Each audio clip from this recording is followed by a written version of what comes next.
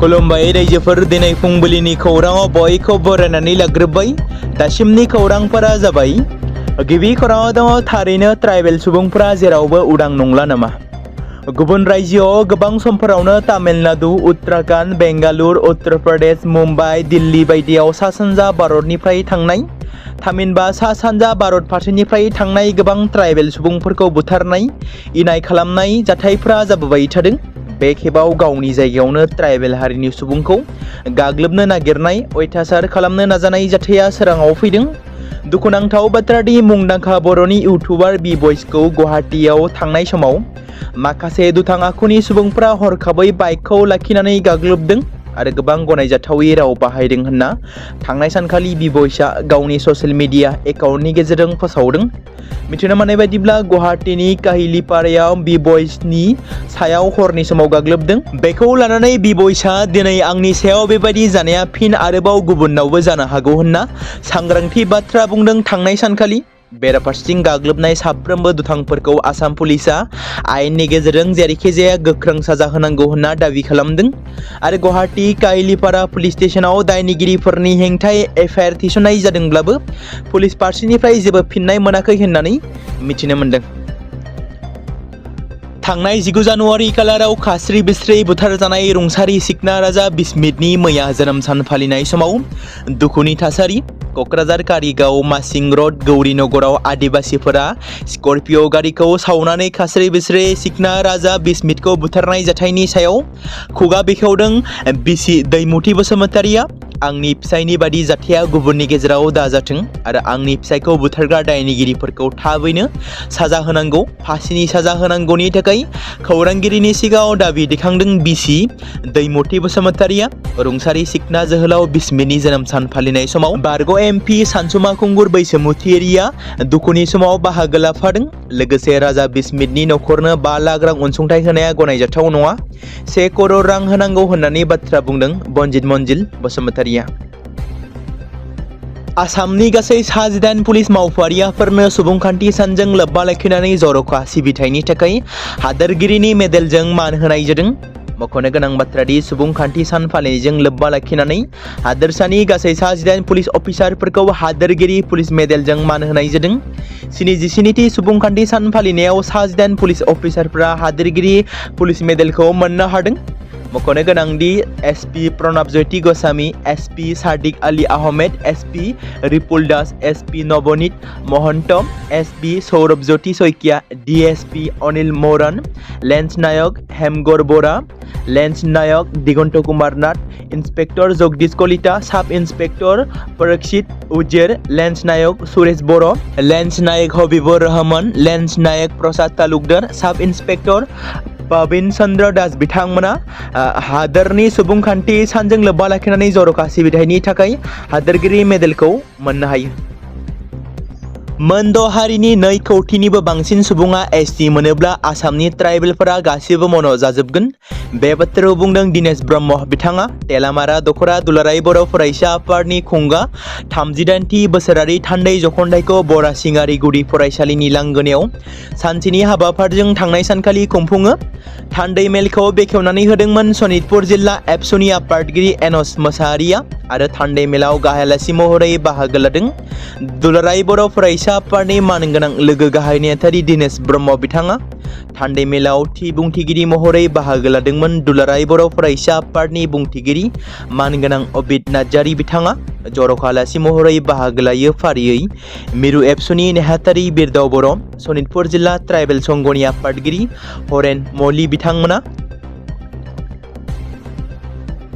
Development of historic संकस बाथौ खेराइसालिनि लटारिनि टिकेटखौ मैया बेखेवबाय।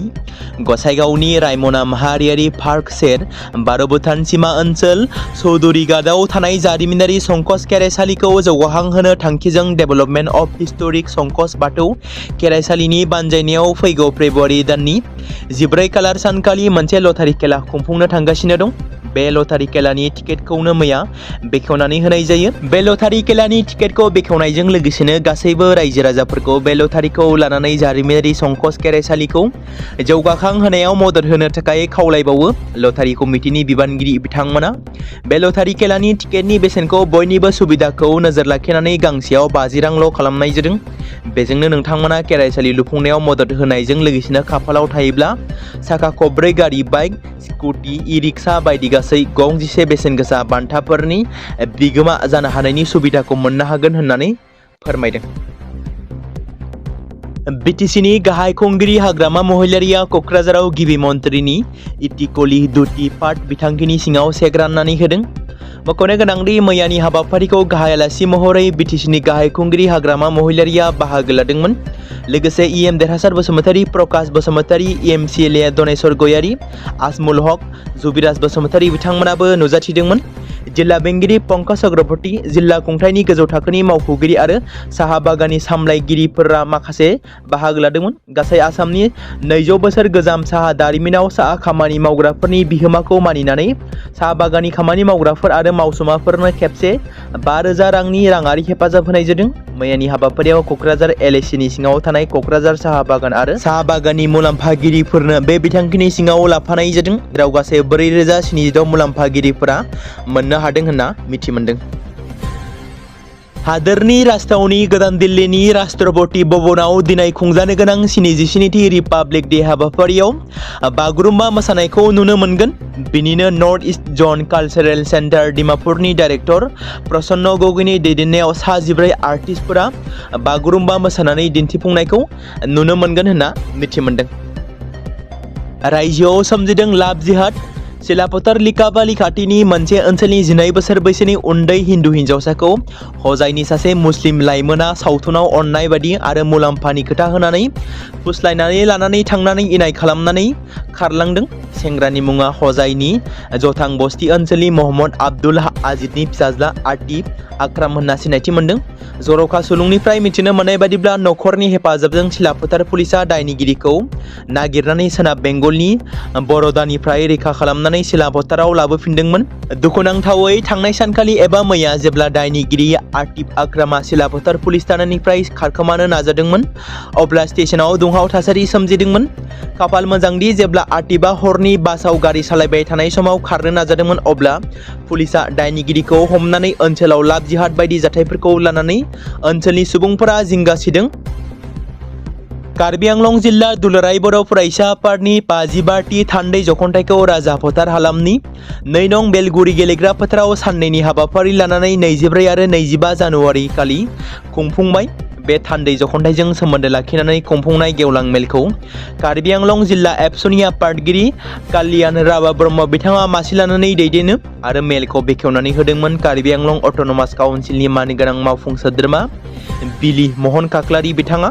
बे हाबाफारियावनो जोंनि मिरु दुलाराय बर' फरायसा आफादनि मानव गेदेर लोगो आफादगिरि खोरोमदाव औवारि बिथाङा गाहाय आलासि महरै बाहागो लानानै लोगोसे थांखिजानाय बुंथिगिरि महरै बाहागो लादोंमोन मधुराम लेक्टे, मावफुं सोद्रोमा कार्बि आंलं अट'नमास काउन्सिलनि आरो प्रमातेश बसुमतारी, बिफान गाहाय दिपु सोरखारनि फरायसालिमानि बिथांमोना। बे हाबाफारियावनो जर'खा आलासि महरै बाहागो लानो हाबावदोंमोन मिरु दुलाराय बर' फरायसा आफादनि बारग' गेलेमु नेहाथारि गणेश बसुमतारी, लोगो हारिमु नेहाथारि बुद्धिराम बसुमतारी, मावख' नेहाथारि रोदोम बसुमतारी, कार्बि आंलं जिल्लानि गोबां मेलेमजिबि, फोरोंगिरि आरो समाज सिबियारि बिथांमोना बाहागो लादोंमोन। फैगौ विधानसभा बिसायख'थियाव बिपिएफ हानजाया बिटिसिनि बाहेरायाव बिजाथि फसंनाय नङा बाथ्राखौ बुंदों बिटिसिनि गाहाय खुंगिरि हाग्रामा महिलारिया। आरोबाव हाग्रामा महिलारि बिथाङा खौरांगिरिनि सिगाङाव बुंथिदों, बिटिसिआव इलेक्शन जाया, बिटिसिआव बाहेरानि एमसिएलए गैया, करमेश्वर राया बिटिसिनि मानसिसो। मख'जाथावदि अदालगुरि जिल्लानि तामुलपुराव 39 कौटि रांनि बाजेटजों फुड प्रसेसिंजों लोगोसे कल्ड एरेस्ट लुनायनि अन्थाइ खाम्फा गायसननाय हाबाफारियाव बिटिसिनि गाहाय चिफ हाग्रामा महिलारिया बेफोर बाथ्राफोरखौ फोरमायथिदों। बेबाराव प्राइभेट फरायसालियाव मेट्रिक आरो ओइचएस आनजाद जानाय नङा, सोरखारि फरायसालियावसो जागोन बाथ्राखौ बुंदों आसामनि गिबि मन्थ्रि डक्टर हिमन्त बिश्व शर्मा बिथाङा।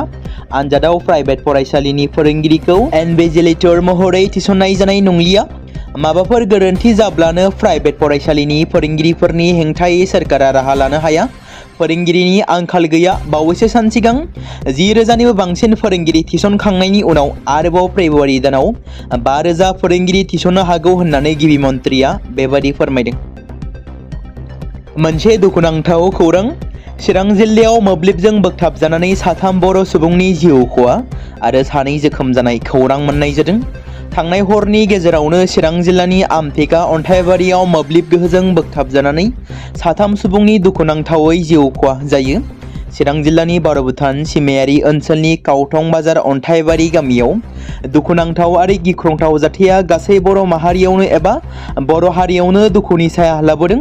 जाथायनि बागै मिथिनो मोननाय बायदिब्ला गोथार जुलि जाबस्लाबियावनो एबा गोथार जुलिनि हरावनो हौवा गोदान माइकेल बसुमतारिया मोब्लिब सर्ट सार्किट जानानै रुंसारि जायो आरो माखासे थैनाय सुबुंफोरखौ दैमालु नार्जारि, बिजय मोसाहारि होननानै सिनायथिनाय जादों। बे जाथायाव गुबुन 2 जोखोम जायो आरो दासान्दि जोखोम जानाय सुबुंफोरखौ फाहामथायगासिनो दं होनना मिथिनो मोन्दों। बे दुखुनांथाव जाथाया ओनसोलनाङैनो दुखुनि साया साग्लोबहोदों। माइकेल बसुमतारिया गावनि हाबानि सानखालिनो जिउ गोमायो। चिरां जिल्लायाव मोब्लिबजों बोगथाबजाना 3 सुबुंनि जिउ खहा जानाय आरो 3 जोखोम जानाय जाथायथिलियाव आमगुलि पुलिस थानानि बिबानगिरिफोरजों लोगोसेनो मोब्लिब बिफाना सुलाद लाहैदों। चिरां जिल्लानि आमथेखा अन्थाइबारियाव मोब्लिबजों बोगथाबजाना 3 सुबुंनि जिउ खहा जानाय दुखुनांथाव जाथायखौ गोथौयै दुखु मोननाय फोरमायदों जायगानि MCLA जेम्स बसुमतारि बिथाङा। हौवा गोदान माइकेल बसुमतारिजों लोगोसेनो गामिनि 2 सुबुङा अबथिरा जिउ खोमानानै लानांगौ जानायाव ओनसोलनाङैनो दुखुनि साया साग्लोबहोदों। चिराङाव मोब्लिबजों बोगथाबजाना 3 सुबुंनि जिउ खहा जानाय आरो जोखोम जानाय सुबुंफोरनो सोरखारा अनसुंथाइ होनांगौ होननानै जायगानि MCLA जेम्स बसुमतारि बिथाङा फोरमायदों आरो चिरांनि आमथेखायाव सोमजिनाय जाथायखौ दुखु मोननाय फोरमायनायजों लोगोसे गोख्रों संदाननानै जिउ गोमानाय नखरनो अनसुंथाइ होनो रायजो सोरखारनिसिम खावलायदों MCLA जेम्स बसुमतारिया। जोंनि बेक्तित्वारि गोनांथिफोरा हारिनि खैदां खैफोदनिफ्राय माब्लाबाबो देरसिन जानो हाया। बे बाथ्राखौ बुंदों एबसुनि आफादगिरि दिपेन बर' बिथाङा। चिरां जिल्ला दुलाराय बर' फरायसा आफादनि खुंगा 21थि थान्दै जखनथाइखौ साननैनि मेहेरगोनां हाबाफारिजों 24 आरो 25 जानुवारि 2026 खालाराव सिडली चिरां दख'रानि सिङाव थानाय गुरुबासा ओनसोलनि जोहोलाव सोमब्ला बसुमतारि गेलेग्रा फोथाराव खुंफुङो। जिल्ला एबसुनि आफादगिरि दिलीप बसुमतारिया मासि लानानै दैदेननाय गेवलां मेलाव गाहाय आलासि महरै बाहागो लायो। दुलाराय बर' फरायसा आफादनि मानाव गेदेर आफादगिरि दिपेन बर' बिथाङा गेवलां मेलाव थांखि जानाय बुंथिगिरि महरै दुलाराय बर' फरायसा आफादनि मानगोनां गाहाय नेहाथारि कनिन्द्र बसुमतारि, अल आसाम ट्राइबेल संघनि मानगोनां आफादगिरि सुकुमार बसुमतारि बिथाङा बाहागो लायो। हाबाफारियावनो माननि आलासि महरै बाहागो लाबावो फारियै अल आसाम ट्राइबेल संघनि मानगोनां बोसोनगिरि जगेन नार्जारि, साहित्य एकाडेमि बान्था मोनगिरि राजा देबजित बसुमतारि, चिरां जिल्ला बर' थुनलाइ आफादनि आफादगिरि प्रशान्त इसवारि, मिरु एबसुनि गेलेमु नेहाथारि मनिराम बरगयारि बिथांमोना बाहागो लानायजों लोगोसेनो ओनसोलनि गोबां मेलेमजिबि आरो गोबां रायजो राजाफोरजों लोगोसे फरायसाफोरनि बाहागो लानायजों हाबाफारिया जाफुंसार जायो। गेवलां मेलाव बर' बिजोंजों फरायनानै गावखौनो सासे सुबुं सम्पद महरै गायसननो हानाय जम्मु IITनि मानगोनां एसिस्टेन्ट प्रफेसर डक्टर जिगमि बसुमतारि बिथांखौबो चिरां जिल्ला दुलाराय बर' फरायसा आफादनिफ्राय बरायनानै लादों। सतिया पुलिस थानानिफ्राय खारखोमानाय सासे दायनिगिरिखौ शिलंआव हमनो हाबाय। सतिया आरो बिश्वनाथ पुलिसा जयै स्पेशल अपारेशन खालामदोंमोन आरो बिथांखौ शिलंनिफ्राय हमनो हायो। खारखोमानानै थानाय काजें नरवा टंगखौ सिगांनिफ्रायनो सतिया पुलिस थानायाव लाबोनाय जादोंमोन। फेग्रा मुवा फालांगिरिजों लोब्बा गोनां काजें नरवा टांगेखौ सिगां इटाखलानि सतिया पुलिसा खानानै सतिया पुलिस थानायाव लाबोनाय जादोंमोन। नाथाय सानथामसो सिगां बियो हमजानायनिफ्राय बारग'नानै पुलिस थानानिफ्राय खारखोमा लांदोंमोन। हमजानाय ड्राग्स फालांगिरि नाजें नरवखौ अरुणाचलनि आइरबिएननि सासे जवान होनना सिनायथि मोन्दों। दासान्दि सतिया पुलिसा खारखोमानानै थानाय सुबुंखौ हमनानै जोबथेसालिसिम दैथायहरबाय होनना मिथि मोन्दों। नसुंसेयारि रायजो मणिपुराव हादोरगिरि खुंथाय सोलिगासिनो थानाय समनि गेजेरावबो रैखाथि हान्जाफोरा आयेन बेरेखा हाथियारफोरनि हेंथायै गावसोरनि अपारेशनखौ खालामगासिनो दं। सानजा इम्फल, सोनाब इम्फल आरो सरासनदपुरनि जिल्लानिफ्राय गुबुन गुबुन जायगाफोराव रैखाथि हान्जाफ्रा गोबां बिबांनि आयेन बेरेखा हाथियार, गोथां गुलि बारुद, फेफ्रुग्रा मुवा बेसाद आरो गुबुन गुबुन अजद गोनां मुवाफोरखौ बोखांनो हाबोबाय थादों। बेबायदिनो रैखाथि गोहोआ सानजा इम्फल जिल्लानि मोनथाम थावनि, सोनाब इम्फल जिल्लानि मोननै थावनि आरो सरासनपुर जिल्लानि माखासे थावनिफोराव आयेन बेरेखा हाथियारफोरखौ जब्द खालामनानै अपारेशन खालामनायखौ जागायदों। अपारेशननि गेजेरजों बिथांमोना 19 SBBL राइफल, केलिबर राइफल, मोन 10 पिस्तल आरो मोन 11 हेन्ड ग्रेनेड आरो 1 बल्ट एक्शन राइफल, 2 सिंगल बेरेल राइफल आरो माखासे गोबांथार हाथियारफोरनि थाखाय गासै मोन 6 मेगजिन आरो गुबुन गुबुन हाथियारफोरनि गोबां गोथां गुलि बारुदफोर बोखांनो हादों होनना फोरमायदों। हादोरनि 77थि सुबुंखान्थि सान फालिनो थाखाय बयबो साखाफारा जादों। हादोर नाङैनो बेनि थाखाय साखाफारा जागासिनो दं, जेराव हादोरनि 77थि सुबुंखान्थि साना फैगासिनो दं। रायजोजों लोगोसे नोगोर आरो गुबुन गुबुन फसंथानफोरा साखाफारा जागासिनो। बेबायदिनो आसामनिफ्रायबो बाहागो लानो थाखाय गोबां थियारि जानायखौ नुनो मोन्दों, जेराव भारतनि गुबुन गुबुन हारिमुवारि हाबाफोरखौ दिन्थिनायनि गेजेरजों आसामनिफ्रायबो बिहु मोसानायखौ दिन्थिफुंनो थाखाय आखायाव लादों। गोबां बोसोरावनो दिन्थिबोबाय थानाय बायदिनो बे बारावबो एबा बे बोसोरावबो 77थि सुबुंखान्थि सानाव आसामनिफ्राय दिन्थिनो थाखाय माखासे रिहार्सल खालामनायखौ दासान्दि खालामगासिनो दं होनना मिथि मोन्दों। बेबायदिनो मोनसे सा 8 मोसागिरिफ्रा असमिया हारिमुवारि दोरोंनि मोनसे गाहाय नोजोर होग्रा बिहुखौ दिन्थिनाय जागोन।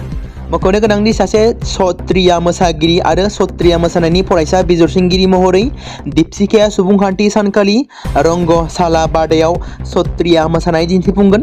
रंगशाला केम्पआव दिन्थिफुंनो गोनां जर'खा मोसानाय देंखोफोराव आसामनि सत्रिया मोसानायखौ लोगोसे हादोरनि गुबुन गुबुन ओनसोलनि गोबां मोसाखावरिफोरखौ गुबुन गुबुन ओनसोलनिफ्राय दिन्थिफुंनायखौ नुनो मोनगोन।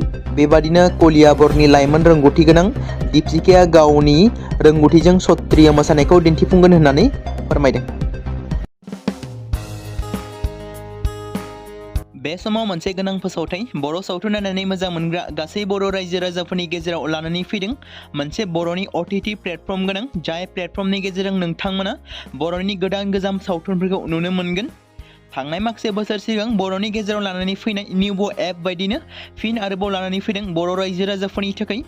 बे बाथ्राखौ मख'नाया गोनांदि 2025 मायथाइनि जानुवारि दानाव ओंखारनाय आंगो स्ट्रिम मुंनि मोनसे OTT प्लेटफर्म गोनां निउबो एपनि गेजेरजों नोंथांमोना गोबांथार बर'नि सावथुनफोर जेरै ट्रेजेडि, रमान्टिक, एक्शन आरो कमेडिजों बुंफबनाय सावथुनफोरखौ नुनो मोनगोन। जेरै सनानि नखर, थांखि गैयै समाज, अनसुला आफा, हिर', बिमा बायदि बाजै, अर, थैसाम, वान्टेड, संदान आरो रं नाम्बार बायदि सावथुनफोरा मख'जाथाव। बेफोर सावथुनफोरखौ नायनो थाखाय नोंथांमोना गिबियावनो आंगो स्ट्रिम एपखौ गाव गावनि मबाइलाव थानाय प्ले स्ट'रनिफ्राय डाउनल'ड खालामनानै लोगोसे इनस्टल खालामनानै गावनि मबाइल नाम्बारजों लगइन खालामनानै लाग्रोनांगोन। बेनि उनाव नोंथांमोना गोबांथार नुनो मोनै सावथुनफोरखौ गुगोल पे, फन पे आरो पेटिएमजों रं नाम्बार सावथुनखौ नायनो थाखाय 60 रां आरो संदान सावथुनखौ नायनो थाखाय 80 रां, वान्टेड सावथुनखौ नायनो थाखाय 60 रां, थैसाम सावथुनखौ नायनो थाखाय 60 रां बेबायदिनो गोबांथार नुनो मोनै सावथुनफोरखौ नायनो थाखाय सुबिदा खालामनानै होदों आंगो स्ट्रिम प्लेटफर्मा। फिन नोंथांमोननि गेजेराव फोरमायबावनो लादों बर' सावथुन नायनानै मोजां मोनग्रा गासै बर' रायजो राजाफोरनि गेजेराव लानानै फैदों मोनसे बर'नि OTT प्लेटफर्म गोनां, जाय प्लेटफर्मनि गेजेरजों नोंथांमोना बर'नि नुनो मोनै सावथुनफोर जेराव गोदान गोजाम सावथुनफोरखौ नुनो मोनगोन। बे बाथ्राखौ मख'नाया गोनांदि 2025 मायथाइनि जानुवारि दानाव दिहुनजानाय आंगो स्ट्रिम मुंनि मोनसे OTT प्लेटफर्म गोनां एपनि गेजेरजों नोंथांमोना गोबांथार बर'नि ट्रेजेडि, रमान्टिक, एक्शन आरो कमेडिजों बुंफबनाय सावथुनफोरखौ नुनो मोनगोन। जेरै रं नाम्बार, संदान, वान्टेड, थैसाम, अर, बिमा बायदि बाजै, हिर', अनसुला आफा, थांखि गैयै समाज, सनानि नखर बायदि बायदि सावथुनफ्रा मख'जाथाव। बेफोर सावथुनफोरखौ नायनो थाखाय नोंथांमोना गिबियावनो आंगो स्ट्रिम एपखौ गाव गावनि मबाइलाव थाखानाय प्ले स्ट'रनिफ्राय इनस्टल खालामनानै गावनि मबाइल नाम्बारजों लगइन खालामखांनायनि उनाव नोंथांमोना गोबांथार नुनो मोनै सावथुनफोरखौ गुगोल पे, फन पे आरो पेटिएमजों रं नाम्बार सावथुनखौ नायनो थाखाय 60 रां, संदान सावथुनखौ नायनो थाखाय 80 रां, वान्टेड सावथुनखौ नायनो थाखाय 60 रां, थैसाम सावथुनखौ नायनो थाखाय 60 रां बेफोरबायदिनो अर सावथुनखौ नायनो थाखाय 60 रां पे खालामनांगोन। बेबायदिनो गोबांथार नुनो मोनै बर' सावथुनफोरखौ नायनो थाखाय सुबिदा खालामनानै होदों आंगो स्ट्रिम प्लेटफर्मा।